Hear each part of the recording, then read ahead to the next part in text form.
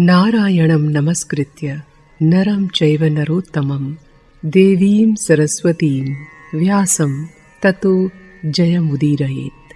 अंतर्यामी नारायण स्वरूप भगवान श्री कृष्ण, उनके नित्य सखा नर रूप अर्जुन, उनकी लीला प्रकट करने वाली भगवती सरस्वती और उसके वक्ता महर्षि वेदव्यास को नमस्कार करके आसुरी संपत्तियों पर विजय प्राप्त करके अंतःकरण को शुद्ध करने वाले महाभारत ग्रंथ का पठन और श्रवण करना चाहिए। आज हम शुरू कर रहे हैं सौप्तिक पर्व की कथा। कृतवर्मा, कृपाचार्य और अश्वत्थामा, ये तीनों वीर थोड़ी ही दूर गए थे कि इन्होंने तरह तरह के वृक्ष और लताओं से भरा हुआ एक भयंकर वन देखा। वहाँ थोड़ी देर विश्राम करके उन्होंने घोड़ों को पानी पिलाया और थकावट दूर हो जाने पर उस सघन वन में प्रवेश किया। वहाँ चारों ओर दृष्टि डालने पर उन्हें एक विशाल वट वृक्ष दिखाई दिया। उसके पास पहुंचकर वे महारथी अपने रथों से उतर पड़े और स्नान आदि करके संध्या वंदन करने लगे। अभी रात्रि का आरंभ काल ही था। कृतवर्मा, कृपाचार्य और अश्वत्थामा दुख और शोक में डूबे हुए कौरव तथा पांडवों के विगत संहार के लिए शोक प्रकट करने लगे।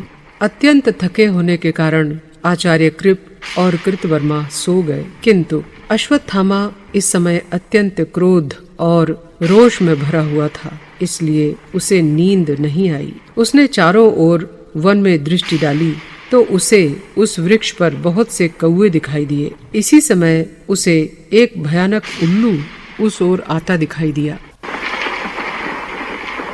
वो धीरे धीरे गुनगुनाता वट की एक शाखा पर कूदा और उस पर सोए हुए अनेक कौवों को मारने लगा। उसने अपने पंजों से किन्हीं कौवों के पर नोच डाले, किन्हीं के सिर काट लिए, किन्हीं के पैर तोड़ दिए। इस प्रकार अपनी आंखों के सामने आए हुए अनेकों कौवों को उसने बात ही बात में मार डाला। इससे वो सारा वृक्ष कौवों के शरीर और अंग अवयवों से भर गया। रात्रि के समय उल्लू का ये कपटपूर्ण व्यवहार देखकर अश्वत्थामा ने भी वैसा ही करने का संकल्प किया। उस एकांत देश में वो विचारने लगा, इस पक्षी ने अवश्य ही मुझे संग्राम करने की युक्ति का उपदेश दिया है।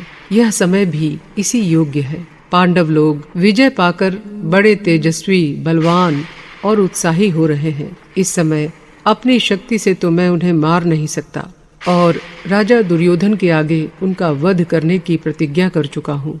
अब यदि न्याय अनुसार युद्ध करूँगा तो निसंदेह मुझे अपने प्राणों से हाथ धोना पड़ेगा। हाँ, कपट से अवश्य सफलता हो सकती है और शत्रुओं का भी खूब संहार हो सकता है। इस प्रकार विचार करके द्रोणपुत्र ने रात्रि के समय सोए हुए पांडव और पांचाल वीरों को नष्ट करने का निश्चय किया। फिर उसने कृपाचार्य और कृतवर्मा को जगाकर अपना निश्चय सुनाया।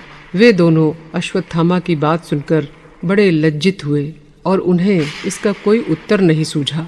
फिर कृपाचार्य ने कहा, महाबाहो, सभी मनुष्य दैव और पुरुषार्थ दो प्रकार के कर्मों से बंधे हुए हैं। मनुष्य जब स्वयं हित अहित का विचार करने में असमर्थ हो जाए तो उसे अपने सुहृदों से सलाह लेनी चाहिए। इसलिए हम लोग राजा धृतराष्ट्र, गांधारी और महामती विदुर जी से मिलकर सलाह लें और जैसा वो कहें वैसा ही करें। आचार्य कृप की ये धर्म और अर्थयुक्त बात सुनकर अश्वत्थामा शोक से दहकती हुई अग्नि के समान जलने लगा। फिर उसने दोनों से कहा, सबको अपनी ही समझ अच्छी जान पड़ती है। आज विजय श्री से देदीप्यमान पांचाल वीर बड़े हर्ष से कवच उतार कर बेखटके सो रहे होंगे, इसलिए आज रात में उन सोते हुओं पर ही मैं धावा करूंगा और नींद में बेहोश पड़े हुए उन शत्रुओं को शिविर के भीतर ही तहस नहस कर डालूंगा, तभी मुझे चैन पड़ेगा। दुर्योधन, कर्ण, भीष्म और जयद्रथ ने जो दुर्गम मार्ग पकड़ा है, उसी से आज मैं पांचालों को भी भेज कर छोड़ूंगा। आज रात में ही मैं अपनी तीखी तलवार से सोए हुए पांचाल और पांडव वीरों के सिर उड़ा दूंगा। कृपाचार्य ने कहा, भाई, तुम अपने निश्चय से टलने वाले तो हो नहीं। आज पांडवों से बदला लेने के लिए तुम्हारा ऐसा विचार हुआ है, वो तो ठीक ही है। कल सवेरा होने पर हम दोनों भी तुम्हारे साथ चलेंगे। आज की रात तो सो लो, इससे तुम्हें कुछ विश्राम मिल जाएगा। कृपाचार्य के ऐसा कहने पर अश्वत्थामा ने क्रोध से आंखें लाल करके कहा, जो पुरुष दुखी है, क्रोध से भरा हुआ है, किसी अर्थ के चिंतन में लगा हुआ है, उसे नींद कैसे आ सकती है। ये कहकर द्रोणपुत्र अकेला ही अपने घोड़ों को जोतकर शत्रुओं पर चढ़ाई करने की तैयारी करने लगा। तब कृपाचार्य और कृतवर्मा ने उससे पूछा, तुम रथ किस लिए तैयार कर रहे हो? तुम्हारा क्या विचार है? तब उसने कहा, धृष्टद्युम्न ने मेरे पिताजी को ऐसी अवस्था में मारा था जब उन्होंने शस्त्र त्याग दिए थे। आज उस पापी पांचाल पुत्र को मैं भी उसी तरह पाप कर्म करके कवचहीन अवस्था में मारूंगा। उसे शस्त्रों के द्वारा प्राप्त होने वाले लोक भी नहीं मिलने चाहिए। इसलिए आप दोनों भी जल्दी ही कवच धारण कर लें, खड्ग और धनुष लेकर तैयार हो जाएं और मेरे साथ रहकर अवसर की प्रतीक्षा करें। ऐसा कहकर अश्वत्थामा रथ पर सवार हुआ और शत्रुओं की ओर चल दिया। उसके पीछे कृपाचार्य और कृतवर्मा भी चले। जब वो पांडवों के शिविर में पहुंचा तो उसके द्वार पर जाकर खड़ा हो गया।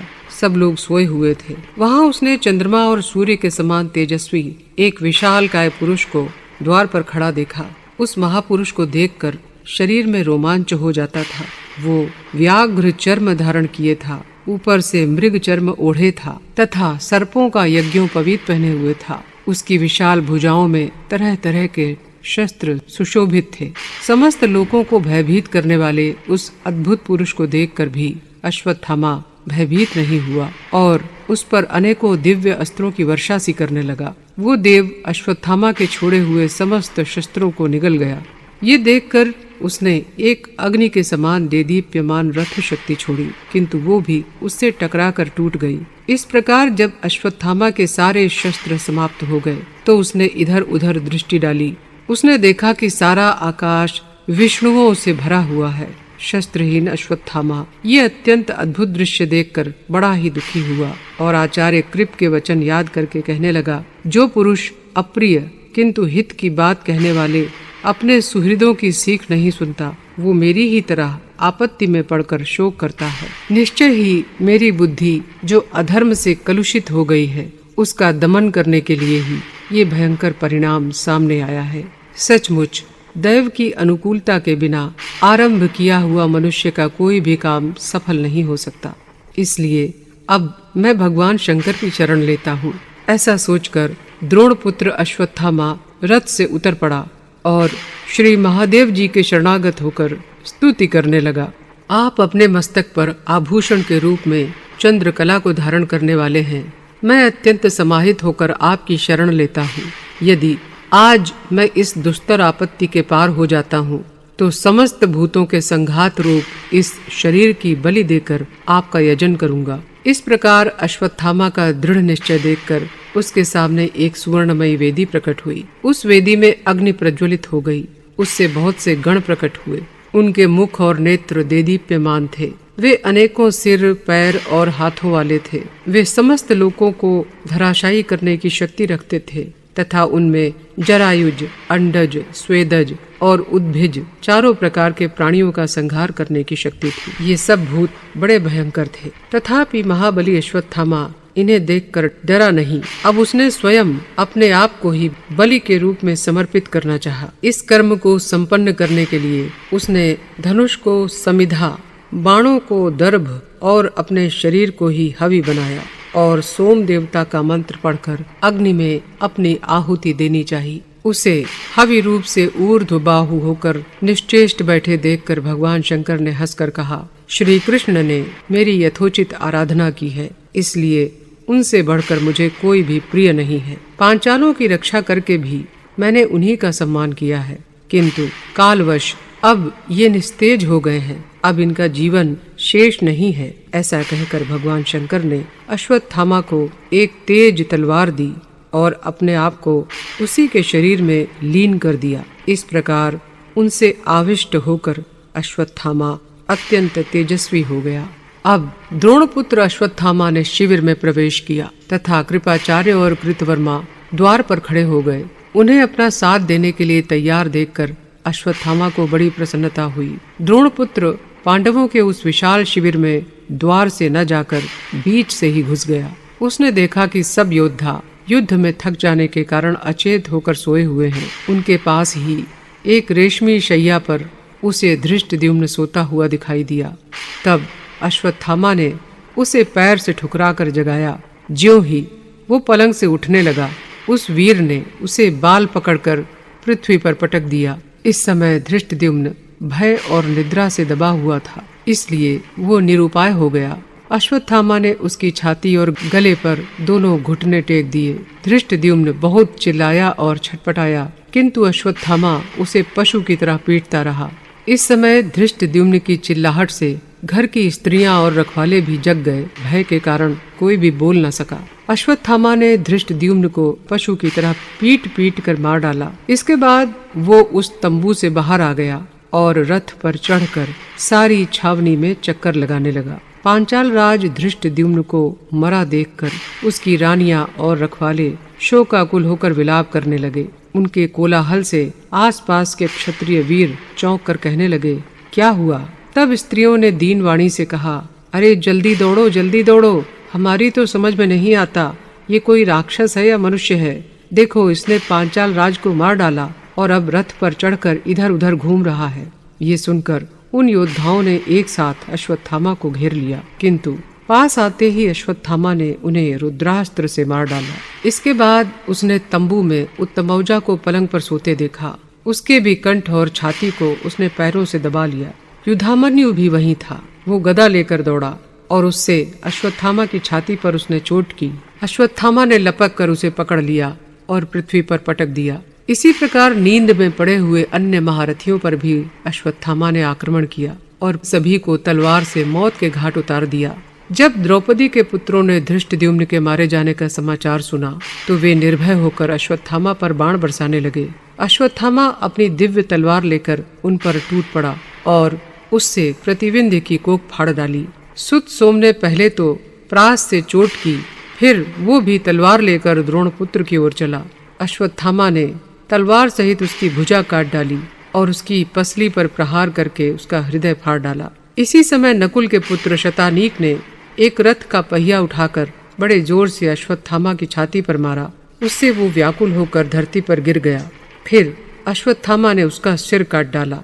अब श्रुतकर्मा परिघ लेकर अश्वत्थामा की ओर चला और उसके बाएं गाल पर चोट की, किंतु अश्वत्थामा ने अपनी तीखी तलवार से उसके मुंह पर ऐसा वार किया कि वो बेहोश होकर पृथ्वी पर जा पड़ा। उसका शब्द सुनकर महारथी श्रुतकीर्ति अश्वत्थामा के सामने आया और उस पर बाणों की वर्षा करने लगा, किंतु अश्वत्थामा ने उसकी बाण वर्षा को ढाल पर रोक लिया और उसके सिर को धड़ से अलग कर दिया। फिर उसने तरह तरह के शस्त्रों से शिखंडी और प्रभद्रक वीरों को मारना आरंभ किया। राजा विराट की जो कुछ सेना बची थी उससे उसने एकदम कुचल डाला और राजा द्रुपद के पुत्र पौत्र तथा संबंधियों को खोज खोज कर मौत के घाट उतार दिया। अश्वत्थामा का सिंहनाद सुनकर पांडवों की सेना में सैकड़ों हजारों वीर जाग पड़े। फिर अश्वत्थामा अपने रथ पर सवार हुआ और हाथ में धनुष लेकर दूसरे योद्धाओं को यमराज के हवाले करने लगा। उस समय अंधकार के कारण रात बड़ी भयावनी हो रही थी। पौ फटते ही अश्वत्थामा ने शिविर से बाहर आने का विचार किया। इस प्रकार अपनी प्रतिज्ञा के अनुसार वो कठोर कर्म करके अश्वत्थामा पिता के ऋण से मुक्त होकर निश्चिंत हुआ। वो छावनी से बाहर आया और कृपाचार्य तथा कृतवर्मा से मिलकर उन्हें प्रसन्नता पूर्वक अपनी सारी बातें बताईं। तब आचार्य कृप और कृतवर्मा ने अश्वत्थामा को गले लगाया और उसका अभिनंदन किया। फिर उसने हर्ष में भरकर कहा, अब हमें राजा दुर्योधन के पास चलना चाहिए। यदि वे जीवित हो तो उन्हें ये समाचार सुना दिया जाए।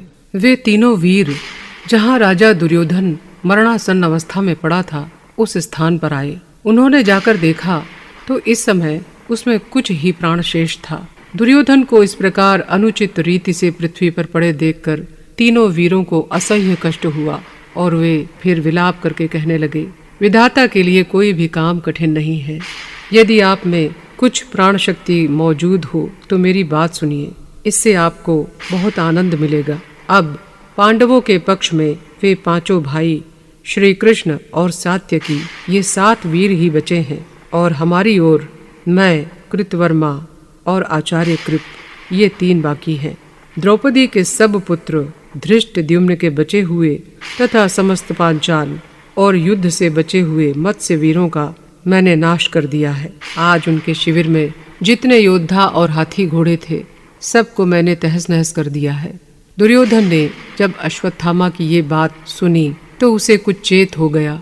वो कहने लगा, भाई, आज आचार्य कृप और कृतवर्मा के सहित जो काम तुमने किया है वो तो भीष्म, कर्ण और तुम्हारे पिताजी भी नहीं कर सके। आज निश्चय ही मैं स्वयं को इंद्र के समान समझता हूँ। तुम्हारा भला हो, अब स्वर्ग में ही हमारी तुम्हारी भेंट होगी। ये कहकर उसने अपने प्राण त्याग दिए।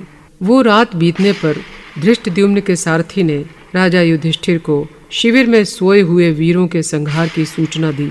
उसने कहा, महाराज, राजा द्रुपद के पुत्रों सहित सब द्रौपदी पुत्र शिविर में निश्चिंत होकर सोए हुए थे, वे सभी मार डाले गए हैं। सारथी की ये अमंगल वाणी सुनकर कुंती नंदन युधिष्ठिर पुत्र शोक से व्याकुल होकर पृथ्वी पर गिर पड़े। चेत होने पर वो विलाप करते हुए कहने लगे, हाय, हम तो शत्रुओं को जीत चुके थे, किंतु आज उन्होंने हमें जीत लिया। अत्यंत दीनता से विलाप करते हुए वे नकुल से कहने लगे, भैया, तुम जाओ और मंदभागिनी द्रौपदी को उसके मातृपक्ष की स्त्रियों सहित यहाँ ले आओ।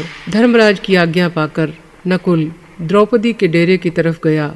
वहाँ से महारानी द्रौपदी और पांचाल राज की महिलाओं को लेकर आ गया। उस भीषण स्थान पर पहुंचकर उन्होंने अपने सुहृद और सखाओं को पृथ्वी पर पड़े देखा। अपने पुत्र, पौत्र और मित्रों को संग्राम में मरे देखकर वे अत्यंत दुखातुर हो गईं। इसी समय शोकाकुल द्रौपदी को मूर्छा आ गई और वे पृथ्वी पर गिरने लगीं। द्रौपदी को गिरते देखकर महापराक्रमी भीमसेन ने लपक कर अपनी दोनों भुजाओं में पकड़ लिया और उसे ढांढस बंधाया। तब वो रो रो कर राजा युधिष्ठिर से कहने लगी, राजन, अपने वीर पुत्रों को पापी अश्वत्थामा ने सोते हुए ही मार डाला। ये सुनकर मुझे तो उनका शोक आग की तरह जला रहा है। यदि आप आज ही उस पापी के जीवन का अंत नहीं करेंगे और वो अपने कुकर्म का फल नहीं पाएगा, तो याद रखिए, मैं यहीं अनशन व्रत आरंभ कर दूंगी। ये कहकर द्रौपदी युधिष्ठिर के समीप ही बैठ गई। तब धर्मराज ने अपनी प्रिया को पास बैठे देखकर कहा, धर्मज्ञ, तुम्हारे पुत्र और भाई धर्म पूर्वक युद्ध करके वीर गति को प्राप्त हुए हैं। तुम्हें उनके लिए शोक नहीं करना चाहिए। अश्वत्थामा तो यहाँ से बहुत दूर दुर्गम वन में चला गया है। उसे मार भी डाला जाए तो तुम्हें ये बात कैसे मालूम होगी? द्रौपदी ने कहा, मैंने सुना है अश्वत्थामा के सिर में जन्म के साथ ही उत्पन्न हुई एक मणि है, इसलिए संग्राम में उसका वध करके उस मणि को ले आना चाहिए। उसे आपके सिर पर धारण कराकर ही मैं जीवन धारण करूंगी। फिर द्रौपदी ने भीमसेन से कहा, भीमसेन, आप क्षात्र धर्म की ओर देखकर मेरी रक्षा करें और उस पापी का वध करें। द्रौपदी का ये विलाप और भीषण दुख देखकर भीमसेन सह न सके और अश्वत्थामा को मारने का निश्चय करके एक धनुष लेकर रथ पर सवार हो गए और नकुल को अपना सारथी बनाया। छावनी से निकलकर उन्होंने अश्वत्थामा के रथ का चिन्ह देखते हुए बड़ी तेजी से उसका पीछा किया। भीमसेन के चले जाने पर भगवान कृष्ण ने धर्मराज से कहा, राजन, आपके भाई भीमसेन पुत्र शोक के कारण अश्वत्थामा को मारने के लिए अकेले ही जा रहे हैं। फिर इस कठिनाई के समय आप उनकी सहायता का उद्योग क्यों नहीं करते? आचार्य द्रोण ने अपने पुत्र को जिस ब्रह्मास्त्र की शिक्षा दी है वो सारी पृथ्वी को भस्म कर सकता है। वही परमास्त्र उन्होंने प्रसन्न होकर अर्जुन को भी दिया है। अश्वत्थामा बड़ा असहनशील है। उसने तो अकेले अपने आप को ही इसे सिखाने की प्रार्थना की थी, किंतु आचार्य इसकी चपलता ताड़ गए थे और उन्होंने इसे ये आदेश दिया कि भैया, बहुत बड़ी आपत्ति में पड़ जाने पर भी तुम इसका प्रयोग मत करना। विशेषतः मनुष्यों पर तो तुम इसे छोड़ना ही मत, क्योंकि मैं देखता हूँ कि तुम सत्पुरुषों के मार्ग पर स्थिर रहने वाले नहीं हो। पिता के ये अप्रिय वचन सुनकर अश्वत्थामा सब प्रकार के सुख की आशा छोड़कर बड़े शोक से पृथ्वी पर विचरण करने लगा। ये द्वारका में आकर वृष्णिवंशियों के साथ रहा। इसे ब्रह्मास्त्र का भी ज्ञान है, इसलिए इस समय भीमसेन की रक्षा करना बहुत आवश्यक है। ये कहकर श्री कृष्ण सब प्रकार के अस्त्र शस्त्रों से सुसज्जित एक श्रेष्ठ रथ पर चढ़े और भीमसेन के पीछे चल दिए। वे इनके देखते देखते अपने घोड़े दौड़ाते हुए श्री गंगा जी के तट पर पहुंच गए, जहां उन्होंने अश्वत्थामा को बैठे सुना था। किंतु उस स्थान पर पहुंचकर उन्होंने गंगा जी की धार के पास ही परम यशस्वी व्यास जी को अनेकों ऋषियों के साथ बैठे देखा। उन्हीं के पास क्रूर कर्मा अश्वत्थामा बैठा हुआ था। उसने अपने शरीर में घृत लगा रखा था और वो कुशा के वस्त्र पहने हुए था। उसे देखते ही भीमसेन चिल्लाने लगे, अरे खड़ा तो रहे। द्रोणपुत्र अश्वत्थामा ये देखकर कि धनुर्धर भीम और उसके पीछे राजा युधिष्ठिर और अर्जुन मेरी ओर आ रहे हैं, बहुत डर गया और उसने निश्चय किया कि अब ब्रह्मास्त्र के प्रयोग का समय आ गया है। उसने उस दिव्य अस्त्र का चिंतन किया और अपने बाएं हाथ से एक सींग उखाड़ ली। फिर ऐसा संकल्प करके कि पृथ्वी पांडवहीन हो जाए, उसने क्रोध में भरकर संपूर्ण लोगों को मोह में डालने के लिए वो प्रचंड अस्त्र छोड़ दिया। इससे उस सींग में आग पैदा हो गई और वो प्रलय काल की अग्नि के समान मानो तीनों लोगों को भस्म करने लगी। श्री कृष्ण अश्वत्थामा की चेष्टा देखकर ही उसके मन के भाव को ताड़ गए। उन्होंने अर्जुन से कहा, अर्जुन, आचार्य द्रोण का सिखाया हुआ दिव्य अस्त्र तो तुम्हारे हृदय में विद्यमान है। अब उसके प्रयोग का समय आ गया है। अपने और अपने भाइयों की रक्षा करो, क्योंकि ब्रह्मास्त्र को ब्रह्मास्त्र के द्वारा ही रोका जा सकता है। श्री कृष्ण के इतना कहते ही अर्जुन धनुष बाण लेकर तुरंत रथ से कूद पड़े। उन्होंने पहले आचार्य पुत्र का मंगल हो और फिर मेरा और मेरे भाइयों का मंगल हो, ऐसा कहकर देवता और गुरुजनों को नमस्कार किया। इसके बाद संपूर्ण लोगों के मंगल की कामना करते हुए अपना ब्रह्मास्त्र छोड़ दिया। तब वो अर्जुन का छोड़ा हुआ अस्त्र प्रलयानल के समान अग्नि की बड़ी बड़ी ज्वालाओं से प्रज्वलित हो उठा। इसी प्रकार महातेजस्वी अश्वत्थामा का अस्त्र भी तेजो मंडल से घिरकर आग की भीषण लपटें उगलने लगा। उनके आपस में टकराने से बड़ी भारी गर्जना होने लगी, हजारों उल्काएं गिरने लगी और सभी प्राणियों को बड़ा भय मालूम होने लगा। इस प्रकार उन दोनों अस्त्रों के तेज समस्त लोगों को संतप्त करने लगे। ये देखकर वहाँ देवर्षि नारद और महर्षि व्यास ने एक ही साथ दर्शन दिए। ये संपूर्ण लोगों के हित की कामना से उन दोनों अस्त्रों को शांत कराने के लिए उनके बीच में आकर खड़े हो गए और कहने लगे, वीरो, तुम दोनों ने ये महान अनिष्टकारी साहस क्यों किया है? उन अग्नि के समान तेजस्वी महर्षियों को देखते ही अर्जुन बड़ी फुर्ती से अपना दिव्य अस्त्र लौटाने लगा। अश्वत्थामा ने भी जब उन ऋषियों को अपने अस्त्र के सामने खड़े देखा तो उसे लौटाने का बड़ा प्रयत्न किया, किंतु वो वैसा नहीं कर सका। तब वो मन में अत्यंत व्याकुल होकर व्यास जी से कहने लगा, मुने, मैंने भीमसेन के भय से जब बहुत बड़ी आपत्ति में खुद को पड़ा जाना, तब मैंने इस अस्त्र को छोड़ा है। अब इसे लौटाने में मैं समर्थ नहीं हूँ।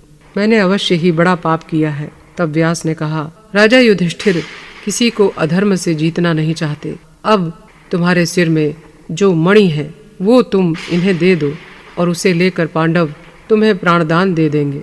अश्वत्थामा बोला, पांडवों ने कौरवों का जितना धन और जो जो रत्न प्राप्त किए हैं, मेरी ये मणि उन सब से अधिक कीमती है।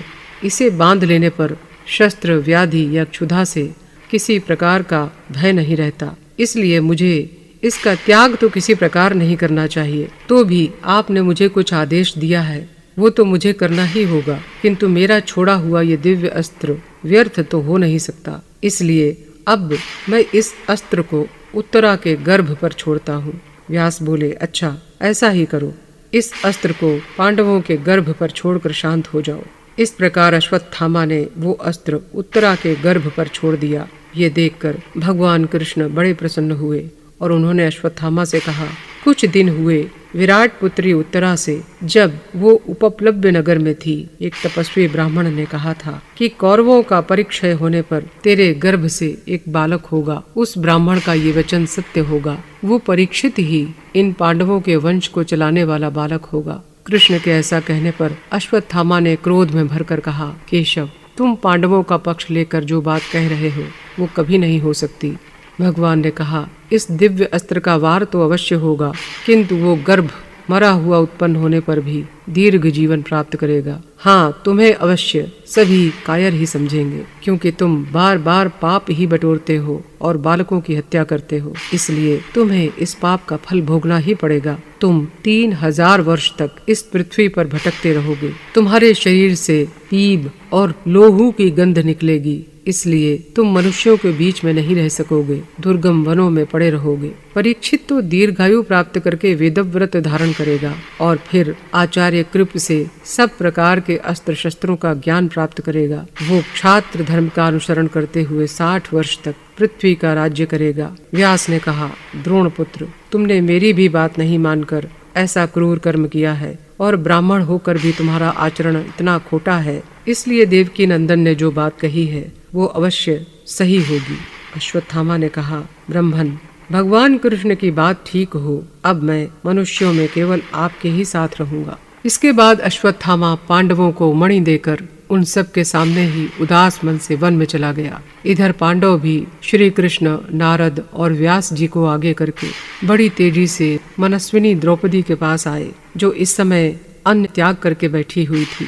वहाँ वे सब उसे चारों ओर से घेर कर बैठ गए। फिर राजा युधिष्ठिर की आज्ञा से भीम ने द्रौपदी को वो दिव्य मणि दी और उससे कहा, भद्रे, तुम्हारे पुत्रों के वध करने वाले को हमने जीत लिया है। अब उठो और शोक त्याग कर क्षात्र धर्म का विचार करो।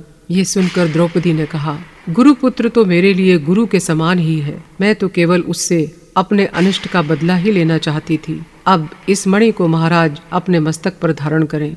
तब राजा युधिष्ठिर ने उस मणि को गुरु जी का प्रसाद समझकर उसी रात अपने मस्तक पर धारण कर लिया।